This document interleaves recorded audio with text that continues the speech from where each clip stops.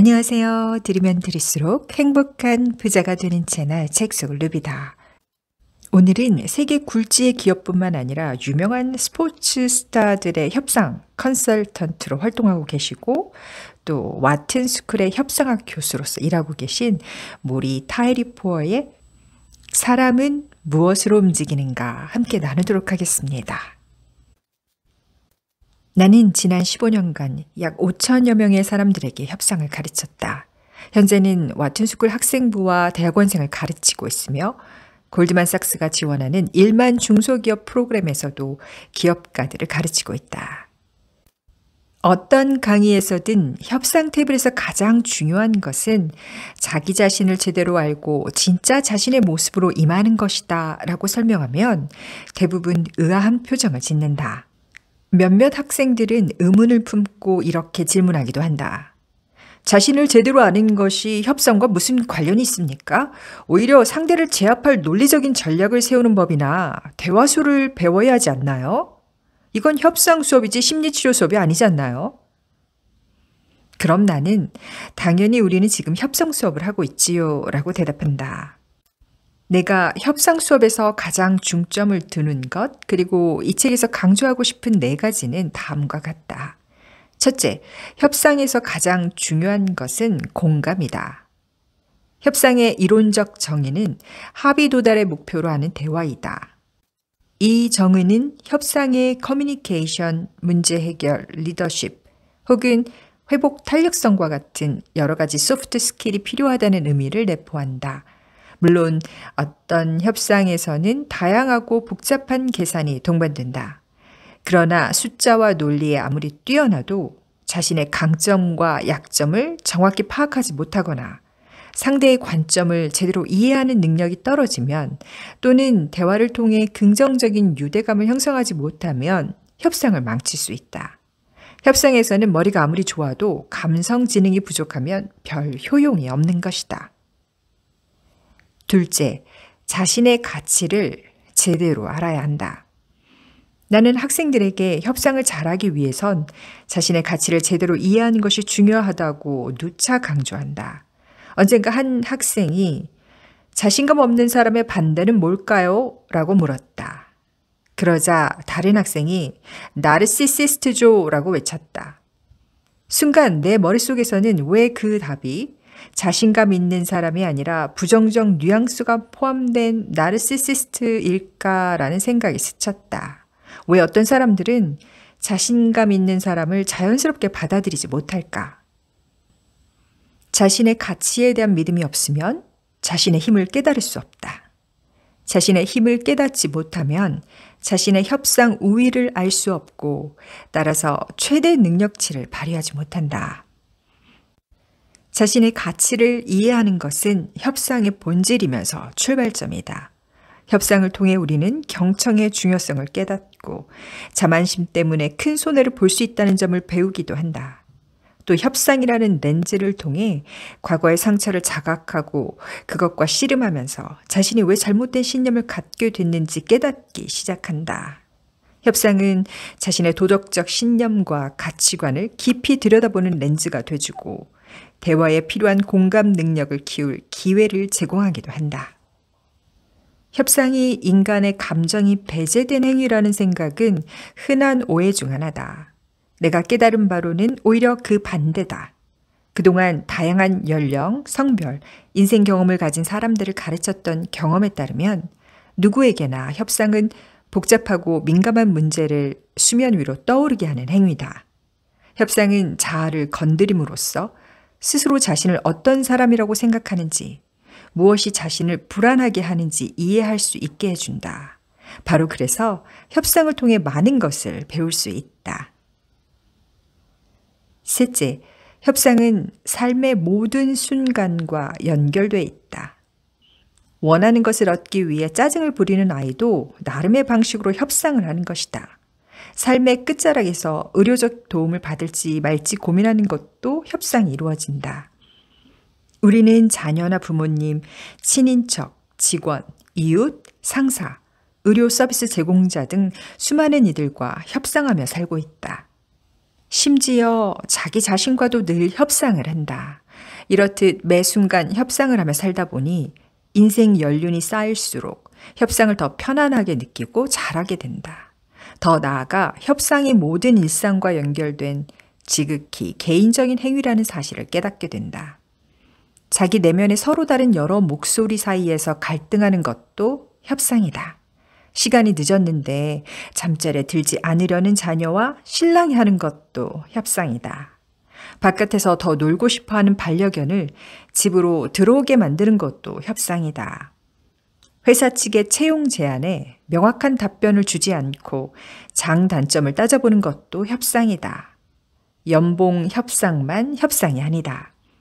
협상은 우리가 자신의 목소리를 발견하는 무대 같은 것이다. 협상은 의사결정이고 커뮤니케이션이며 비판적 사고다. 한마디로 협상은 삶 그 자체다.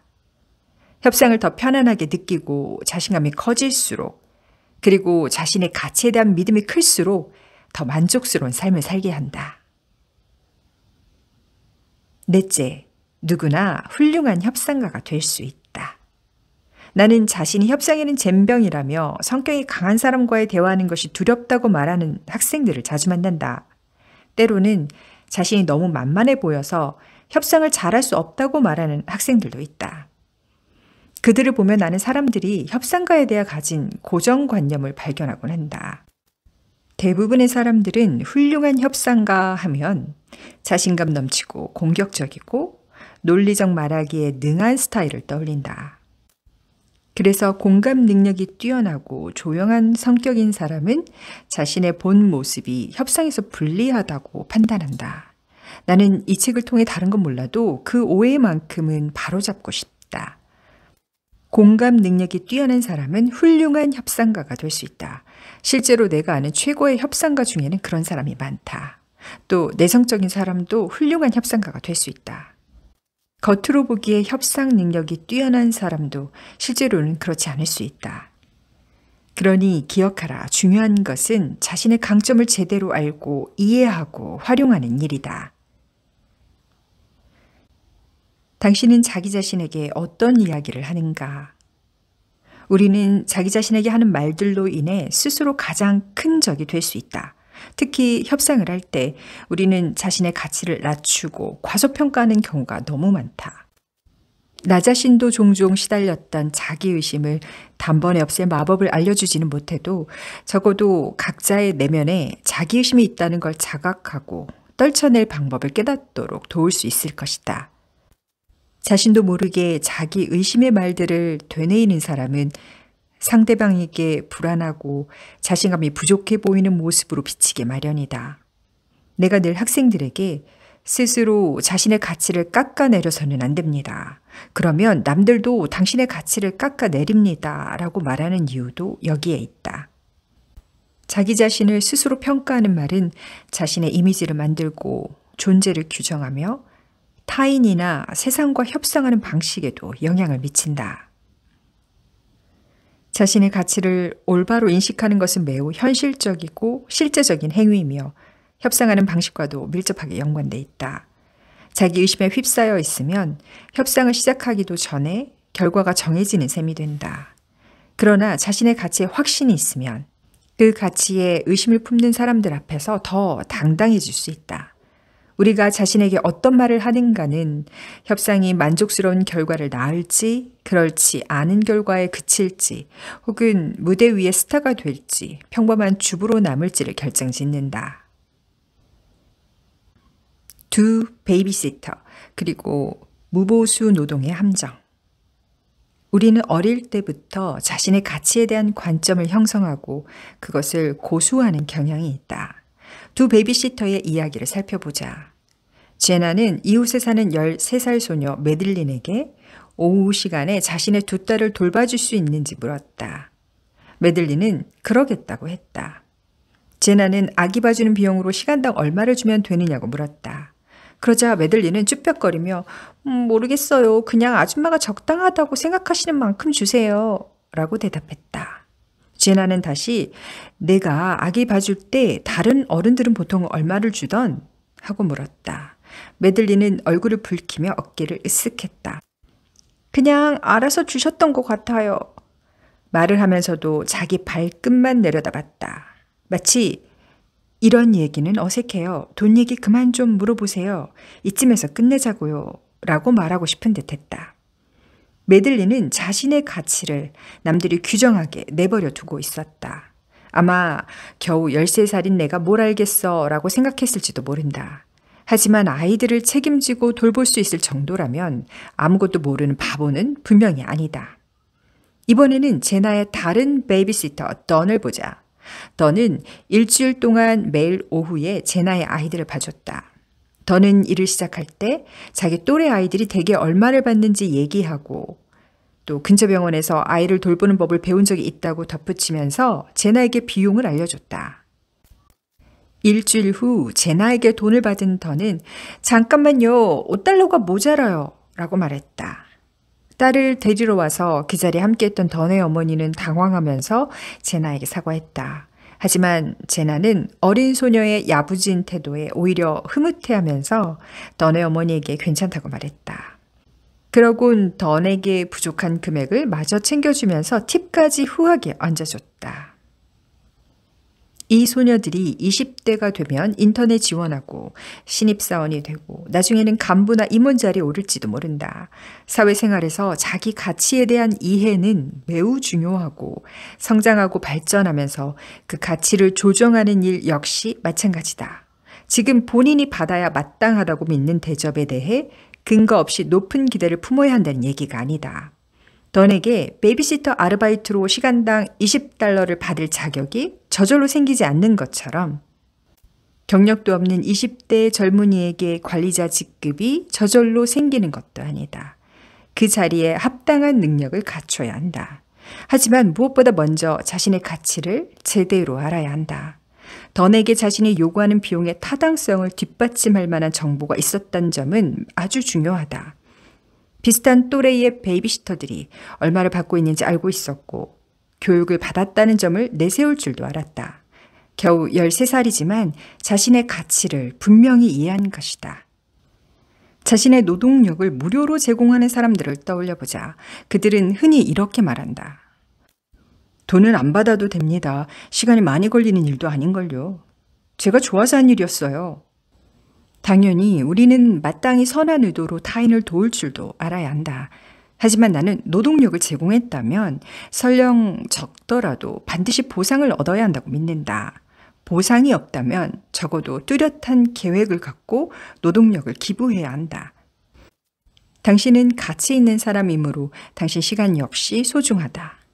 당신 스스로 그렇게 생각해야 하고 세상에도 그런 메시지를 보내야 한다. 당신의 시간은 공짜가 아니다. 그것에는 비용이 따른다. 자신의 가치를 스스로 깎아내리는 과정은 매우 미묘하게 진행된다. 처음엔 작은 눈뭉치였던 것이 경사로를 굴러 내려오면서 점점 커져 마침내 눈사태가 발생하는 것처럼 말이다. 예를 들면 이런 식이다. 당신은 고객을 확보하는 능력이 스스로 부족하다고 느끼며 자신감이 없다. 그래서 잠재 고객에게 보내는 제안서에 해당 분야에 유용한 지식이 많다는 점을 강조한다. 당신은 최대한 좋은 성과를 보여줘서 그들을 깜짝 놀라게 해야 한다고 느낀다. 그쪽에서 리스크를 감수하고 당신을 고용할 만큼 당신에게 매력적인 강점이 있다고는 생각되지 않기 때문이다. 그런데 문제는 잠재 고객에게 확실하게 어필하고 싶은 마음에 당신의 지식과 재능을 무료로 제공할 때 발생한다. 당신이 자진해서 무료로 해주겠다는데 그쪽에서는 굳이 마다할 이유가 없다. 그러고 나면 당신의 가치는 훨씬 더 낮아진다. 어쩌면 당신은 다음번 고객에게 당신의 가격을 낮춰 부를지도 모른다. 이렇게 패턴이 형성되면 남들은 당신이 자기 자신을 부족한 사람이라고 여긴다는 것을 알고 그 점을 이용하려 든다. 나는 꼭 금전적 형태는 아니더라도 가치의 교환이 이루어져야 한다고 믿는 쪽이다. 가령 내가 옛 제자에게 일을 도와달라고 부탁한다면 그가 적어도 이렇게 말했으면 좋겠다. 돈은 안 주셔도 됩니다. 대신 법학대학원 지원에 필요한 추천서를 좀 꼭 써주시겠어요? 모종의 주고받기가 필요하다는 이야기다. 그래야 잠재의식에서 자신의 가치를 깎아내리는 일이 일어나지 않는다. 타인에게 시간과 노력을 투자하기 전에는 자신이 감수해야 하는 손해가 있는지, 어느 정도의 시간과 노력을 투자해야 하는 것이 좋을지, 그 대가로 얻을 수 있는 것은 무엇인지 등을 신중하게 따져보고 결정해야 한다. 그것은 기회주의적인 행동이 아니라 전략적인 행동이다. 반드시 금전적 이익과 관련이 없더라도 시간과 노력이 투여된다면 거래라고 봐야 한다. 서로의 가치를 존중하고 이루어지는 교환 행위여야 한다. 당신의 가치가 충분히 존중받고 있는지 항상 스스로 점검해야 한다. 제대로 존중받지 못한다고 느끼면서도 계속 시간과 노력을 내주면 자신의 가치에 회의감이 들기 시작하고 모종의 습관과 패턴이 생겨 부정적인 상황이 지속될 수 있다. 또는 억울한 마음이나 분노가 차오를 수도 있고 이 역시 해롭기는 마찬가지이다. 챕터 2에 어떻게 마음을 움직일 것인가? 뛰어난 인터뷰어로 오랜 경력을 쌓았으며 라디오 토크쇼 프레시 에어의 진행자인 테리 그로스는 당신의 이야기가 듣고 싶어요가 대화의 문을 여는 가장 효과적인 말이라고 꼽았다. 이것은 타인의 뇌에 섣부른 추정을 하지 않는 말이며 그 사람이 원하는 주제로 대화를 시작할 수 있게 한다. 게다가 대부분의 사람은 자기 얘기하는 걸 좋아한다. 데일 카네기는 말했다. 칭찬과 아첨의 차이는 간단하다. 전자는 진실하고 후자는 가식적이다. 전자는 마음에서 나오지만 후자는 입에서 나온다. 전자는 사심이 없고 후자는 이기적이다.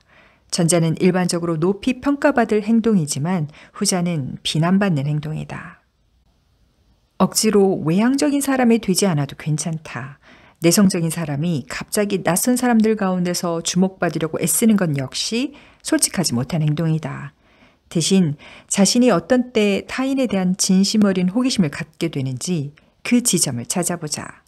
휴대폰 화면으로 숨기 전에 아주 잠깐만이라도 마음속 호기심을 발동시키면 놀라운 일이 일어날 것이다. 로체스터 대학교에서 진행한 연구를 보면 이런 종류의 호기심이 사적인 인간관계에서도 중요함을 알 수 있다. 연구팀은 피험자들을 둘씩 짝 지은 후 그들이 서로에게 가진 호기심 수준을 측정한 다음 대화를 시작하게 했다. 피험자들은 일상적인 화제로 잡담을 나누거나 내밀한 주제의 대화를 나눴다. 이때 대화 전에 호기심 수준이 낮았던 사람들은 내밀한 대화를 나눈 후에 친밀도가 높아졌지만 일상적인 잡담만 한 후에는 그렇지 않았다. 반면 호기심 수준이 높았던 사람들은 대화 주제와 상관없이 파트너와의 친밀도가 높아졌다. 즉 이들은 타인과 더 쉽게 유대감을 형성했다. 호기심이 강하면 대화 상대와 더 친해질 수 있고 자연히 그 사람에 대해 더 많은 것을 알게 되므로 더 효과적인 해법에 도달할 수 있다. 어떻게 사람의 마음을 움직일 것인가? 공감의 힘. 상대방에 대해 최대한 많은 정보를 얻고 어떤 관점을 가졌는지 파악했다면 이제 거기서 한 걸음 더 나가야 한다. 단순히 상대방을 파악하고 질문을 던지는 것만으로는 안 된다. 진정으로 그 사람의 관점에서 보는 것, 즉 공감이 필요하다. 자기가 맡은 배역에 몰입해 메소드 연기를 하는 배우처럼 당신도 상대방의 입장이 됐다고 가정하라. 그래야 그 사람의 생각과 욕구를 이해할 수 있고 설령 그 생각이 당신과 다르더라도 존중할 수 있다.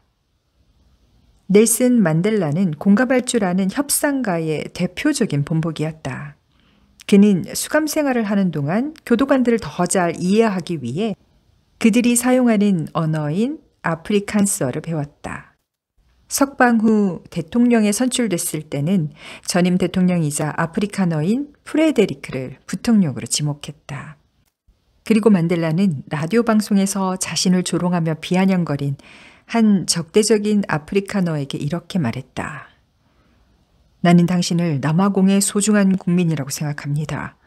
만일 우리가 마주 앉아 서로의 생각을 들어본다면 나는 당신에게 그리고 당신은 나에게 더 가까이 다가갈 수 있으리라 확신합니다.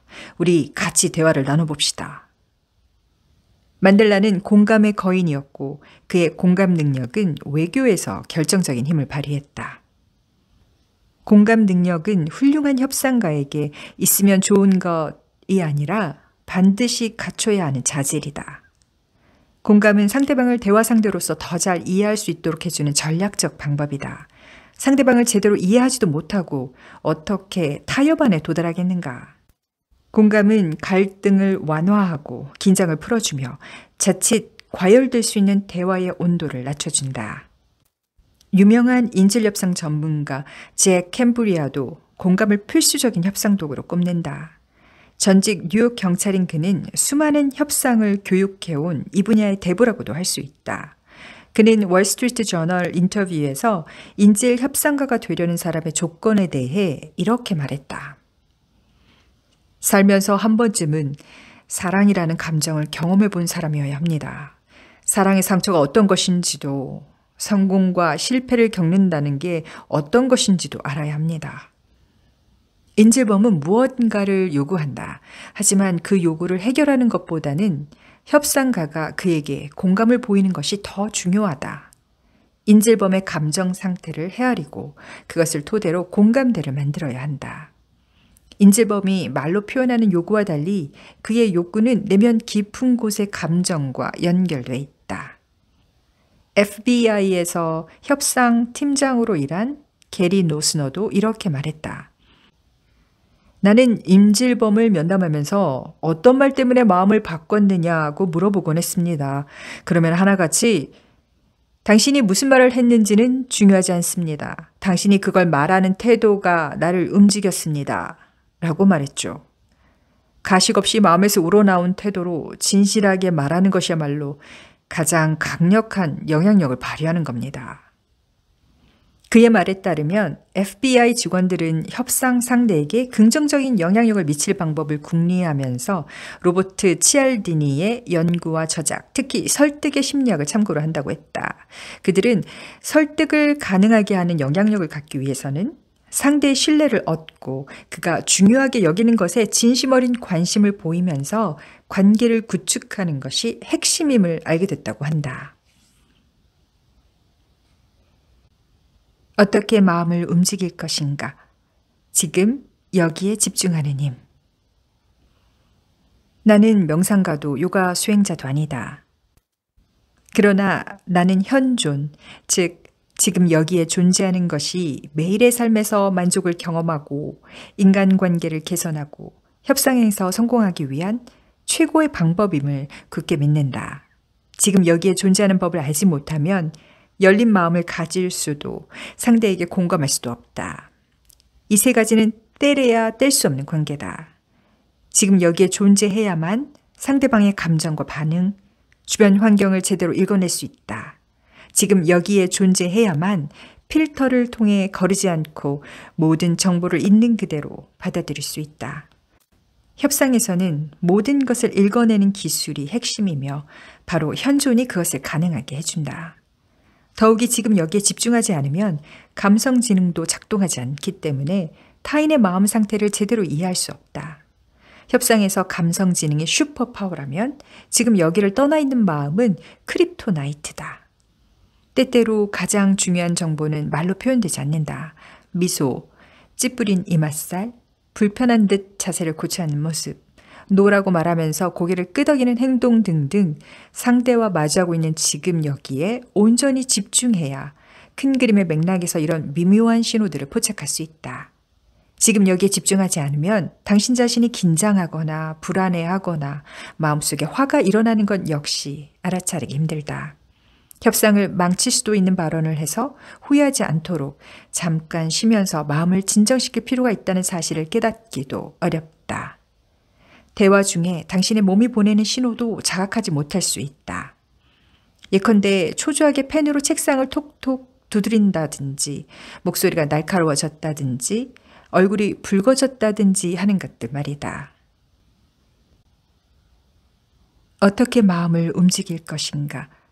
풍족함의 관점으로 두려움을 극복하라. 내 수업을 들었던 학생들은 풍족함의 관점에서 생각하는 훈련 덕분에 협상력이 크게 늘었다고 얘기를 자주 한다. 불공정하거나 원치 않는 고객이나 거래, 인간 관계로부터 과감히 돌아서도 된다는 것을 알게 됐다는 것이다. 스키니키즈의 린다가 했던 경험을 살펴보자.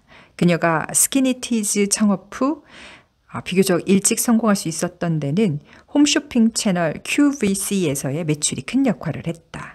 그녀는 QVC와 처음 계약하고 3명의 영업 담당자와 일했는데 그때마다 비슷한 조건으로 계약을 체결했다.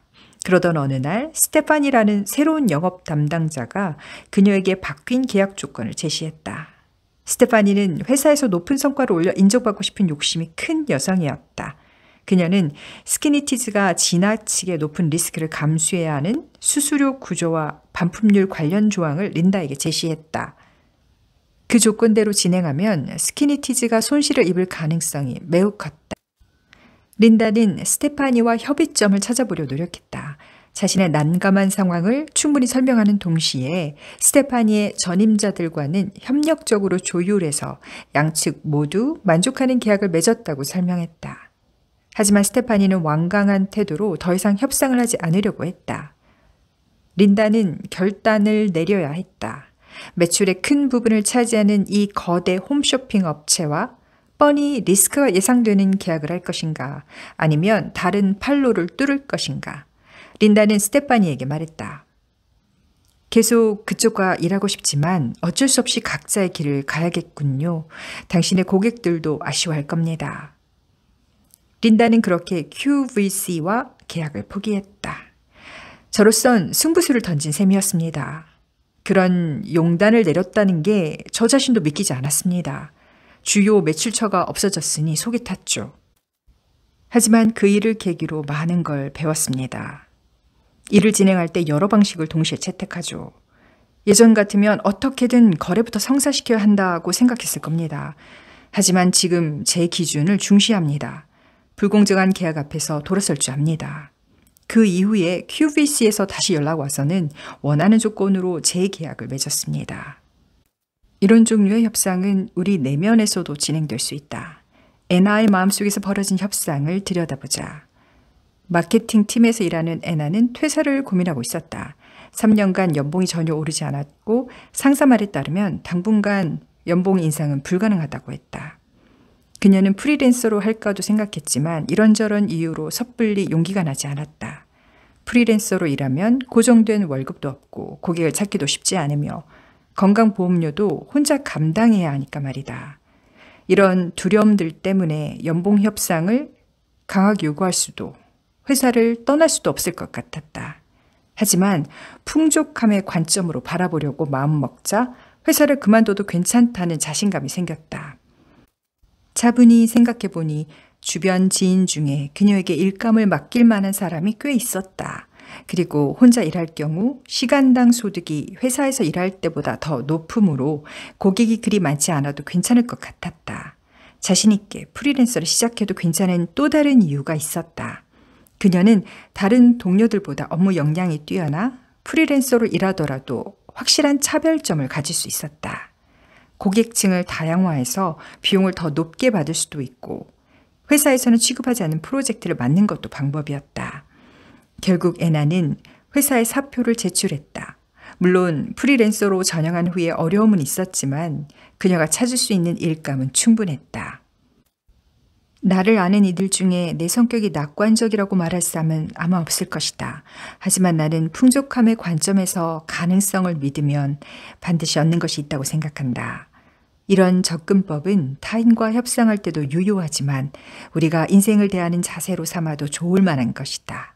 우리에게 예스를 넘어 그 이상을 얻게 해주는 것은 바로 그 풍족함의 관점이다. 사람은 무엇으로 움직이는가? 라는 이 흥미로운 질문에 저자는 방법론적으로 접근하지 않고요. 공감과 연결의 힘에 대해서 주목하고 계시네요. 오늘도 이 한 권의 멋진 책으로 여러분의 삶을 이루고 누비고 즐기세요.